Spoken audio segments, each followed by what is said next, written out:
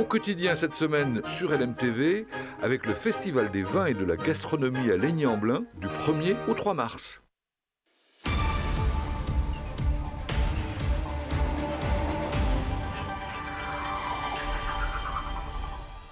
Bonsoir à toutes et à tous et bienvenue dans Au quotidien, votre émission d'information locale. Le journal est présenté ce soir par Enzo Maubert. Bonsoir Enzo. Bonsoir Colin et bonsoir à tous. Au sommaire de votre journal, ils sont bien souvent le dernier rempart avant le tribunal. Et oui, les conciliateurs de justice, ils sont près de 30 dans le département. Focus sur cette alternative au procès, pas toujours connue, avec Colette Capio, la présidente déléguée départementale de l'association des conciliateurs de justice de la Sarthe. Et puis dans la suite, retour sur une belle aventure, celle des Caïmans 72, l'équipe de football américain. Les jeunes, début février, des jeunes joueurs ont pu partir en Floride pour disputer un tournoi international. Vous le verrez dans la suite, mais d'abord, place à l'actu.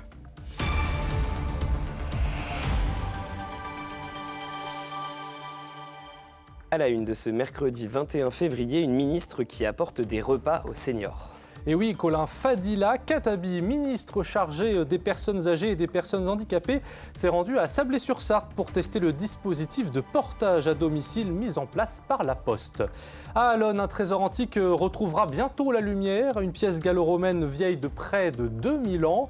Et puis rencontre avec Samantha, une truie qui va elle aussi prendre la lumière en quelque sorte, cette fois-ci au Salon de l'Agriculture à Paris. Reportage à la fin de ce JT. Et pour ouvrir ce journal, on vous en parlait dans le sommaire, une visite ministérielle un petit peu particulière en Sarthe ce mercredi. La ministre chargée des personnes âgées et des personnes handicapées, Fadila Khattabi, a participé à une tournée de livraison de repas aux côtés d'une factrice. Un moyen d'observer comment cela fonctionne sur le terrain. Le reportage de Colin Ancel. Cette scène a lieu tous les jours de la semaine. Vers 11h, la factrice apporte le repas à René. Aujourd'hui, c'est une ministre qui lui remet ses mets. J'arrive, je vous apporte votre repas. C'est moi qui vais vous le donner. Tenez. Voilà. Ah bah alors là, quel plaisir. Depuis 1 an et demi, cet homme qui fêtera ses 94 printemps dans 2 jours se fait livrer ses repas. Depuis 15 jours, c'est la Poste qui s'en charge sur la base du volontariat pour ses salariés. C'est intéressant, j'ai plus de contact avec les gens et voilà quoi. Enfin, on peut échanger avec les personnes, quoi. Ça permet aussi, bien sûr, de donner aussi du sens au métier de facteur, puisqu'on est dans l'humain. Et c'est aussi maintenir le lien social. Du lien social, oui, mais aussi une assurance pour ses proches de le savoir en bonne santé.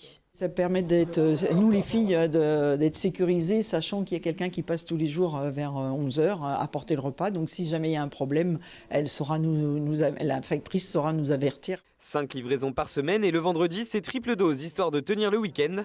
Et ce mercredi, au menu... Potage, céleri, raclette. L'intéressé apprécie mais profite de la visite de la ministre pour faire passer ses doléances. J'aime pas le pain qui coupe d'avance. Il ne veut pas de pain coupé à l'avance. Oui, ça ne suis pas difficile, non. Je mange tout. Même le pain coupé, je le mange. Un système qui profite à plusieurs milliers de personnes et qui devrait prendre encore plus de terrain dans les prochains mois. On est aujourd'hui à 5 millions de repas distribués à domicile. Et en 2024, ça va s'accélérer avec 10 millions de repas distribués chaque année. Les repas coûtent 8,90 € chacun, soit un montant déboursé par les familles d'environ 275 € à la fin du mois.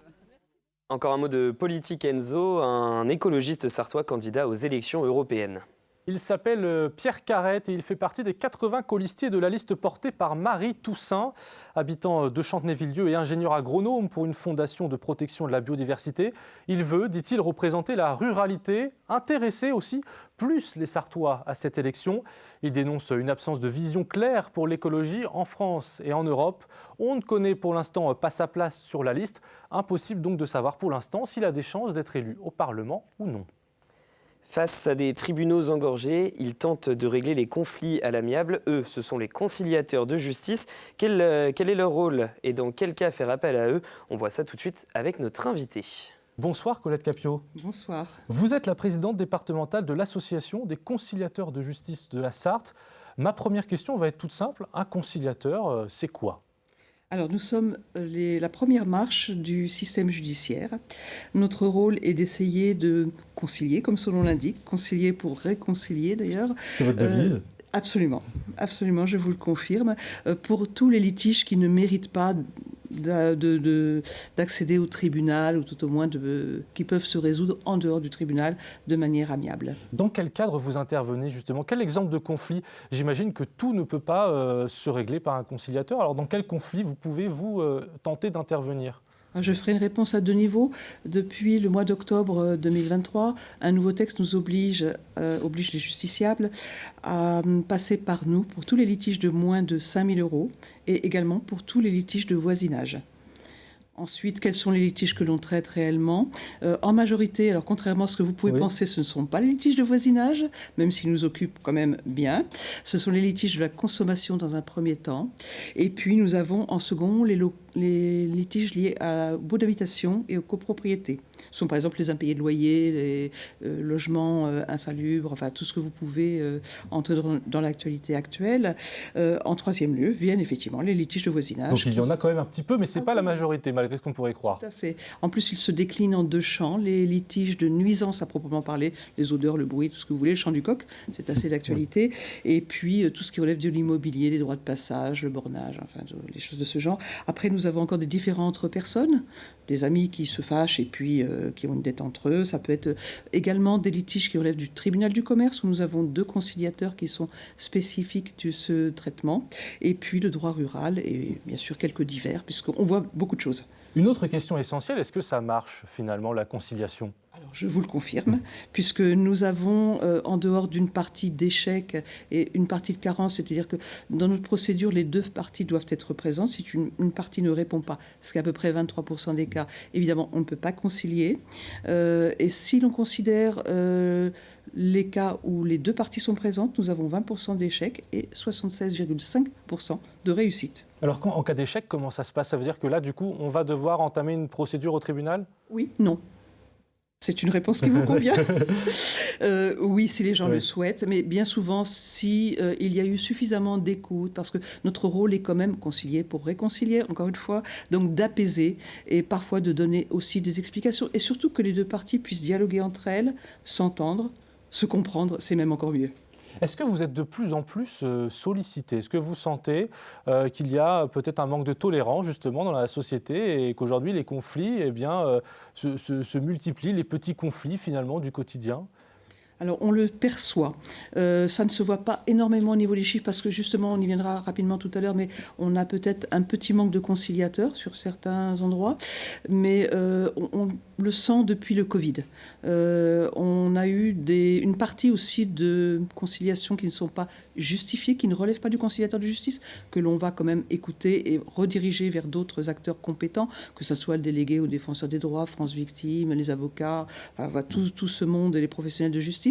Et puis, ce que l'on va prendre ensuite, eh bien, les gens, s'ils sont satisfaits d'une écoute, d'une compréhension de leurs problèmes, ne vont pas forcément aller au-delà de la première marche de la justice que nous représentons. Vous le disiez, vous manquez de bras en quelque sorte. Vous êtes 29 dans la Sarthe? On est actuellement à 29, nous étions 32 avant le Covid. Et donc vous avez besoin de recruter pour cette activité bénévole, je précise bien bénévole. Nous sommes des bénévoles professionnels, ça n'est pas qu'un oxymore, c'est une réalité parce que c'est quand même une mission qui est exigeante, qui requiert d'ailleurs dans les textes du ministère de la Justice un prérequis de formation en droit de 3 ans ou d'équivalent professionnel qui sera apprécié par le juge qui reçoit nos candidatures. Donc là, vous avez besoin de conciliateurs, mais du coup, il faut quand même ce critère-là en priorité. Oui, absolument. Quelle qualité il faut quand même à côté? J'imagine qu'il faut une qualité d'écoute, d'empathie peut-être? C'est la première. C'est la première. En dehors du savoir, effectivement, il faut de l'écoute, de l'empathie, savoir prendre son temps. Souvent, ce qui bat en matière de justice, c'est le fait que les juges n'ont pas forcément suffisamment de temps. On connaît leur engagement. Et c'est bien d'ailleurs pour ça que nous sommes là, pour avoir ce temps d'écoute. On essaye de le prendre un maximum. Avec une contrainte, c'est que l'on doit tout de même recevoir les dossiers en moins de 3 mois. Pas forcément les terminer, mais au moins recevoir une demande dans le délai de 3 mois depuis cette fameuse loi de M. Dupond-Moretti, notre ministre de la Justice, depuis octobre 2023. Donc l'appel est lancé. Alors si vous êtes intéressé, si vous remplissez les critères, il y a une adresse mail recrutement.conciliateur.tj-le-mans@justice.fr. Vous la voyez en bas de votre écran. Et puis les conciliateurs de justice tiennent des permanences partout en Sarthe, souvent dans les mairies ou dans les tribunaux. Il est possible de prendre un rendez-vous tout simplement sur le site conciliateur.fr. www.conciliateur.fr. Merci beaucoup Colette Capio. Je vous remercie.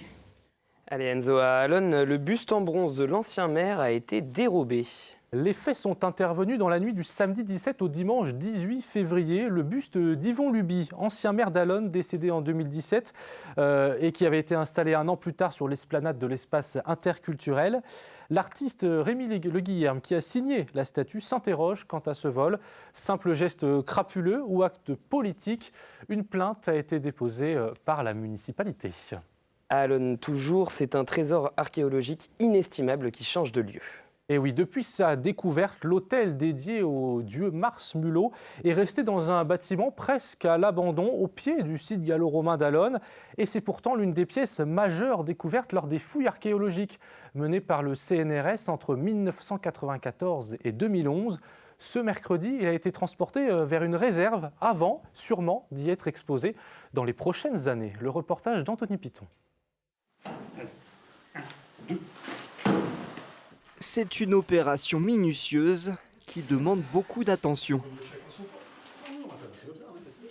Cette pièce archéologique est rarissime. Un hôtel dédié au dieu Mars Mulot, daté de la fin du 1er siècle, et découvert en 2007 lors de fouilles sur le site gallo-romain d'Allonne. Aujourd'hui, c'est un déménagement sous haute précaution. Ce type d'opération peut être réalisé à partir du moment où on travaille bien sûr en collaboration avec un restaurateur, que lui a bien étudié la pierre. Et à partir de là, nous, on met tout en œuvre de façon à que l'histoire continue, que la pierre ne soit pas endommagée au moment de la manipulation. L'hôtel est resté 18 ans dans ce lieu, autrefois dédié aux chercheurs du CNRS. Il prend maintenant la direction d'une réserve de l'État pour assurer sa conservation. C'est un pincement au cœur parce qu'on a l'habitude de le voir, mais une pièce de cette valeur-là, c'est pas fait pour être mise comme ça sans qu'il y ait de public. C'est fait pour que le public puisse y aller, et donc c'est son destin. Tout est parti pour un autre avenir, pour un avenir qui justement sera beaucoup plus visible que ce qui était ici. Donc c'est une bonne raison. Dans les prochaines années, l'hôtel de Mars Mulot devrait ressurgir, avec une exposition dans l'un des musées du Mans.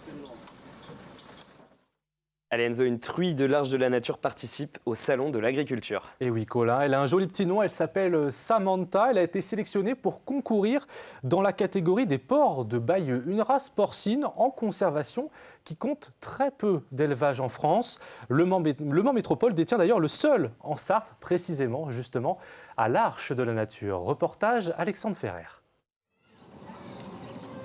C'est une nouvelle semaine qui commence pour Samantha. Mais pas n'importe laquelle, car vendredi, elle sera au Salon de l'Agriculture à Paris. Le syndicat a fait appel à nous dans le but du coup de pouvoir organiser donc un concours, puisqu'il faut au minimum 3 animaux de 3 élevages différents pour pouvoir organiser un concours.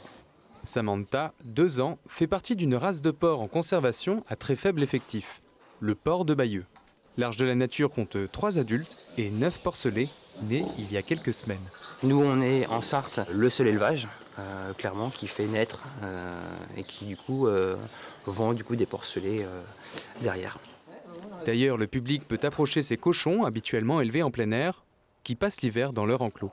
La ferme se situe sur des prairies qui sont plutôt humides, donc une partie de l'année, les porcs seront à l'extérieur, dans leur parcelle, et on va dire de novembre jusqu'à mars, passeront du coup l'hiver en bâtiment, pour la joie aussi du coup des petits et des grands qui pourront du coup les accéder de plus près et de pouvoir les caresser.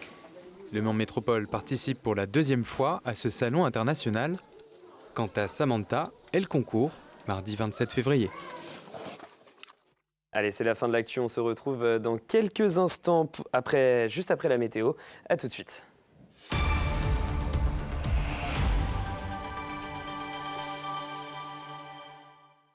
Au quotidien cette semaine sur LMTV, avec le Festival des vins et de la gastronomie à Laigny-en-Blain du 1er au 3 mars.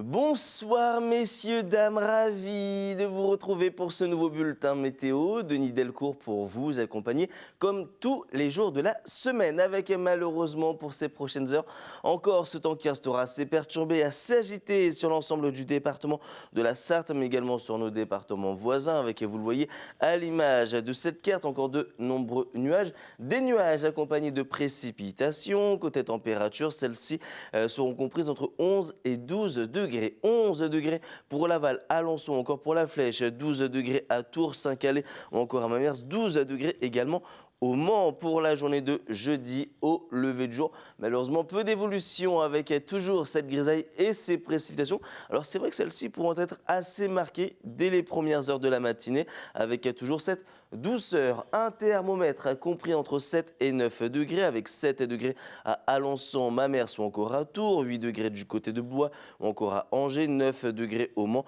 ou encore du côté de la Suze, Pont-Valin ou encore pour Malicorne. Pour la suite de votre journée, un ciel plutôt variable avec une alternance d'éclaircies assez timide. Les nuages resteront quand même assez nombreux, quelques averses également plutôt passagères, les températures qui évolueront entre 11 et 13 degrés et puis les vents qui auront tendance à se renforcer en cours d'après-midi. Pour la journée de vendredi, baisse du thermomètre avec des températures aux alentours des 8 à 9 degrés. De la pluie, ce sera exactement le même programme météo pour la journée de samedi avec à nouveau la possibilité d'avoir une tempête, mais bien évidemment au vu de cette échéance, nous y reviendrons lors d'un prochain bulletin météo. Comptez 9 à 10 degrés. Je vous souhaite les amis de passer une très bonne soirée et je vous dis à très vite pour un nouveau bulletin météo.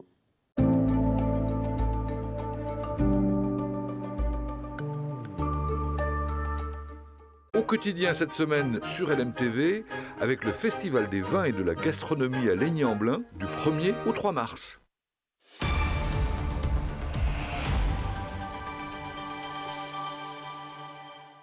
Bienvenue dans la suite si vous nous rejoignez. On va faire, avant de rejoindre nos invités, un point sur la qualité de l'air dans notre département et sur l'ensemble de la région. L'indice de la qualité de l'air sera moyen dans les jours à venir en lien avec les concentrations en ozone, qui est le polluant majoritaire. L'arrivée d'une perturbation océanique avec des pluies qui s'intensifient dans la soirée permettra donc ce qu'on appelle un lessivage de l'air et limitera les concentrations des polluants émis localement. Il y a beaucoup de vents aussi qui permettront de disperser les polluants.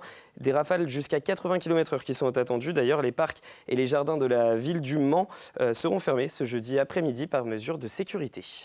Merci Colin. Ils ont eu la chance de partir à Orlando aux États-Unis au début du mois. Les Caïmans 72 et plus précisément 10 jeunes de l'équipe U12 de flag football. Bonsoir Romain Jouot. Bonsoir Enzo. Et bonsoir Mathis Alain. Soyez les bienvenus sur ce plateau. Vous êtes respectivement coach et joueur. Déjà première question Romain, le flag football rapidement c'est quoi? C'est un dérivé du football américain, c'est ça? Tout à fait Enzo, c'est un dérivé du football américain sans contact. Les joueurs disposent d'une ceinture autour de la taille, équipée de bandelettes qui descendent le long des cuisses.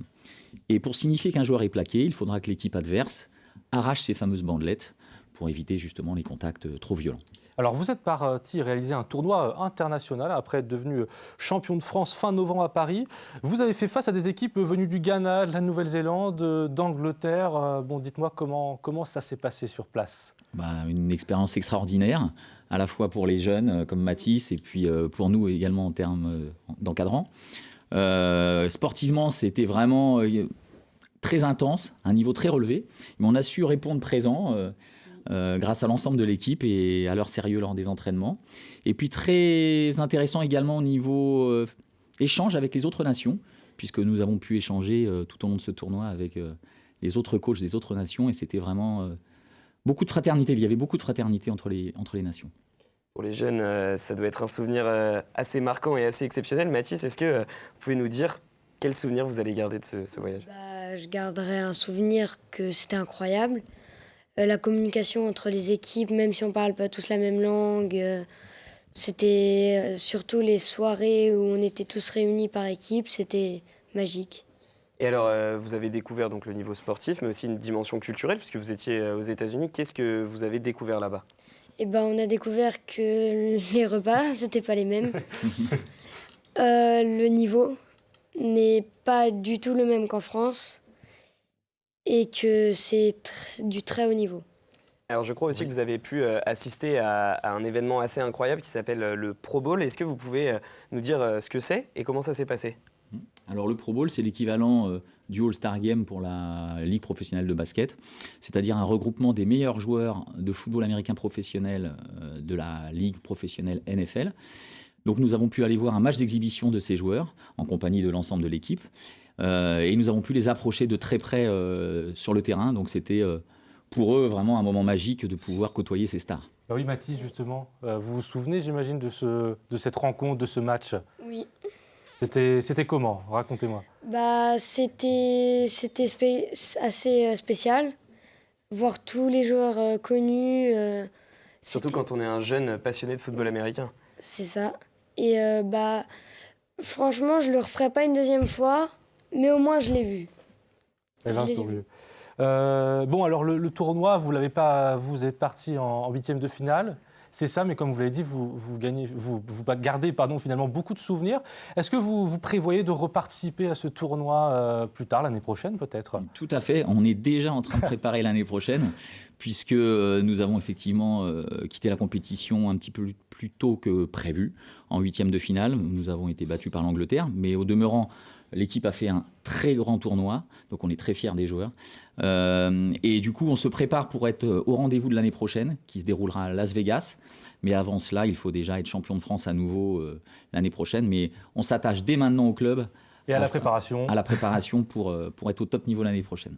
Bah, c'est ce qu'on vous souhaite. Et puis en plus, c'est une discipline qui va devenir olympique en 2028.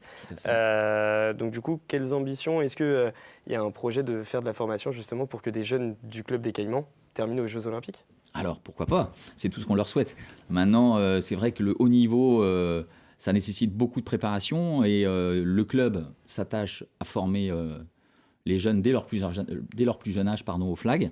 Donc on s'attache effectivement à les faire progresser. Il faudra qu'ils passent d'abord par l'équipe de France pour pouvoir prétendre aller aux Jeux Olympiques. Donc on va déjà aller étape par étape. Mais effectivement, c'est quelque chose que les jeunes peuvent rêver. Et je pense que c'est un de leurs rêves, bien sûr, de représenter la France comme ils l'ont fait lors de ces championnats du monde à Orlando. Eh bien, merci beaucoup Romain Jouot et puis Mathis Alain d'être venus sur ce plateau pour nous raconter cette belle aventure et j'espère que vous en garderez plein de souvenirs. Et puis j'espère également que vous y retournerez aussi, oui. D'autres années et que peut-être qu'un jour la France gagnera ou sera peut-être au moins championne d'Europe. On vous le souhaite. Eh bien, on le souhaite et on sera ravis de venir vous l'expliquer l'année prochaine à nouveau. Un autre type de jeu maintenant, Colin. Et oui, on va jouer, on vous fait gagner, vous, chers téléspectateurs, vos places pour le Festival des vins et de la gastronomie à Laigné-en-Belin les 1, 2 et 3 mars 2024. Regardez la question. Aujourd'hui, gagnez 2 places pour le Festival des vins et de la gastronomie en répondant à la question suivante. Fin 2023, combien y aura-t-il eu d'éditions du festival ? 36 ? 37 ? Ou 38 ? Envoyez votre réponse par mail à jeu@lmtv.fr. Bonne chance à tous.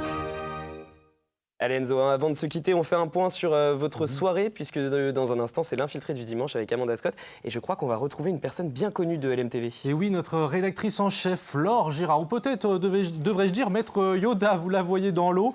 Notre collègue a courageusement participé au Carnaval des Morses à Arnage, un défi un peu dingue, dans lequel il faut se baigner dans une eau très froide et déguisée.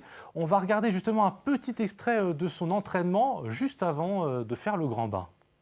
On a le bout du nez un peu rouge, il pleut, c'est pas très grave, parce qu'il fait pas si froid que ça. Je me dis que c'est le vent qui doit être problématique. Mais là, ça passe, on va y aller, tranquille. Et Laure, c'est une grande première pour... Je la tutoie évidemment, c'est ma collègue. C'est une grande première pour toi ou pas ? Bah oui, c'est une grande première, je suis pas folle à ce point. Il y a qu'à Arnage qu'on est fou comme ça pour le carnaval. C'est incroyable. Mais pourquoi t'es tombée de ton lit, t'es venue faire une baignade comme ça ? Alors je suis pas vraiment tombée de mon lit, non, c'est en fait...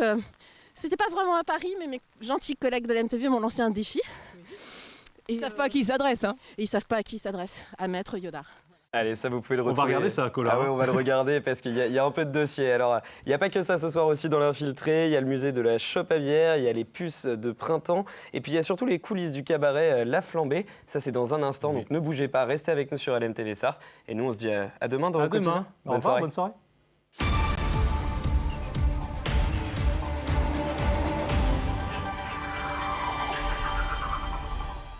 Au quotidien cette semaine sur LMTV, avec le Festival des vins et de la gastronomie à Laigny-en-Blain du 1er au 3 mars.